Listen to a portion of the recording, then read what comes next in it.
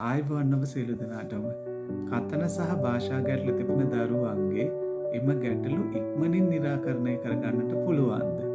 ඔව් පුළුවන්. ඒ කොහොමද?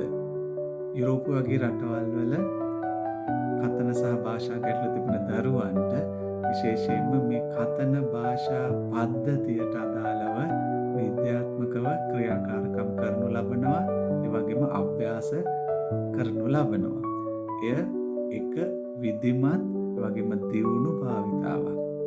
බොහෝ වෙලාවට ලංකාවේ නම් කරන්නේ picture descriptions එහෙම නැත්නම් flash cards වගේ සරල සාම්ප්‍රදායික ක්‍රමයන් යොදාගෙන එය තුලින් කතනය ඇති කරව ගන්නට උත්පාදනය කර ගන්නට විර වෑයමක් දැරීම. හැබැයි මෙය සමහර දරුවන්ගේ යම් දියුණුවක් පෙන්눔 කළත් බොහෝ දරුවන්ගේ තාම මන්දගාමී දියුණුවක් තමයි පෙන්වන්නේ. ඒ නිසා තමයි අපි දකින්නේ දරුවගේ වයස ගත වෙනවා, කාලය ගත වෙනවා. නමුත් කතනය හෝ ඉන්පසුව භාෂාව නිසි පරිදි සංවර්ධනය වෙන්නේ නැහැ.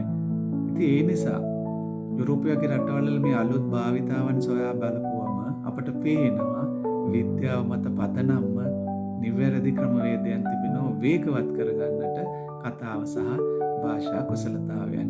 ඒ වගේම තවත් විශේෂම දේ තමයි මා විසින් ලොවට හඳුන්වලා දීලා තිබෙන අලුත් ක්‍රමවේදයන් සහ භාවිතාවන්.